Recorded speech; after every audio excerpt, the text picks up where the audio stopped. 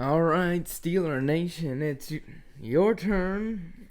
And the Pittsburgh Steelers did not have a first round draft pick because they traded it, I believe, in their trade to Miami for Minkah Fitzpatrick.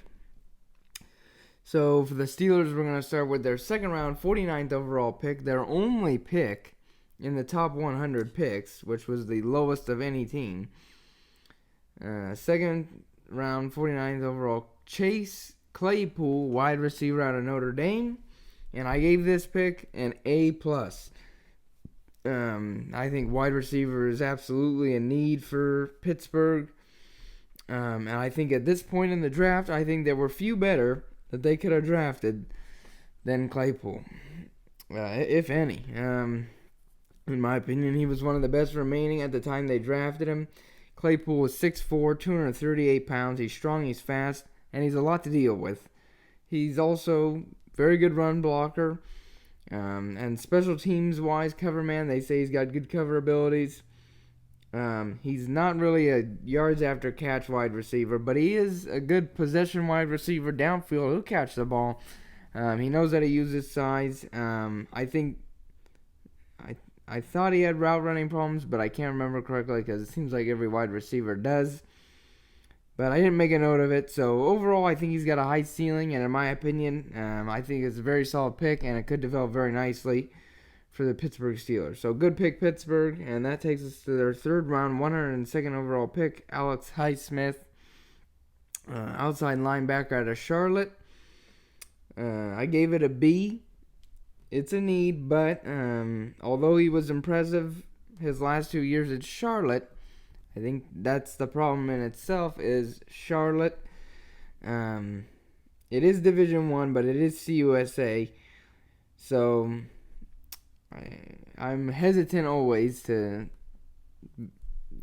judge based off of just stats alone. But in his last 2 years, 40 tackles for loss, 18 sacks, and 135 tackles. Very impressive.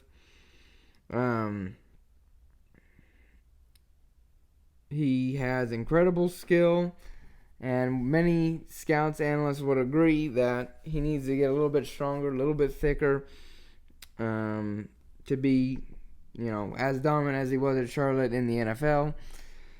So I think coming in first few years, I think he'll be more of a rotational in and out type of guy. He could develop over time and become better. So it's a good developmental piece. I think there's definitely stuff there, good skill there, high motor. So it could pan out to be something even better than it is right now, just looking at him. But I think immediately, I think he'll have a more small impact as a rotational piece for them. But that takes us to their fourth round, 124th pick, Anthony McFarland Jr., a running back out of Maryland. I gave this pick a D. Wasn't a fan. He's like 5'8", under 200 pounds. I don't think McFarland is big enough. I don't think he's strong enough. I don't think he's experienced enough. He only played 1.5 years. Got injured in 2019. He's not going to have an immediate impact in the NFL level at all. Could he have these small bursts every once in a while? Maybe. I mean, he's not running the football, and it's not 1980 anymore, so he could. I mean, but I think overall, fourth round, they have bigger needs. Maybe start looking at the future quarterback-wise. So to go with this, I think it was a little bit of a question mark. He was also not projected to go in the fourth round, so they kind of overdrafted him. Especially since not only do they have bigger needs, but like I said, maybe you start thinking ahead, looking for the future quarterback-wise. Get somebody for Big Ben to coach. He also didn't, I mentioned he got injured in 2019, so his numbers were nothing special that year. And they weren't really anything special the year before. I mean, he had good plays, but overall, when you look at the stat sheet, it's nothing compared to some of the better backs. And you question the durability, I guess. He had a high ankle sprain last year that missed a decent amount of the season. So, overall, I gave it a D. I'm not a fan of it. The pick, the player, or where they picked him nor do I think it was that big of a need. So that takes us to their second, fourth round pick, 135th overall. They drafted Kevin Dotson, guard from Louisiana. Excuse me. I gave this pick an A. Dotson is a great developmental piece for Pittsburgh. Pittsburgh has some good offensive linemen there for next year. We don't know what's going to happen after. I think 2 of them are on 1-year contract or only have 1 year remaining.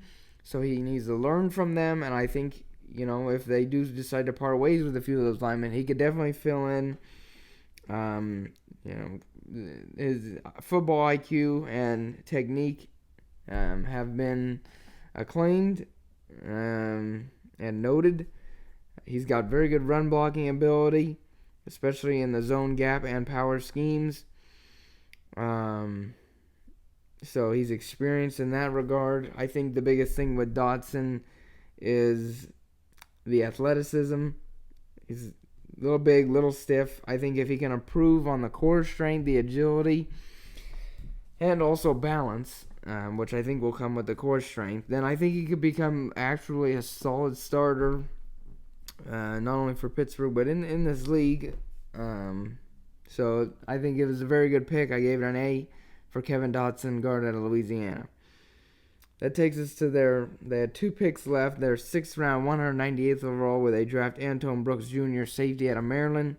I gave this one a B+, simply because Brooks is an athlete. He's an athlete. He's played multiple sports. He chose to keep going with football. Plays hard, tackles well. And as a former QB, very good with the play recognition.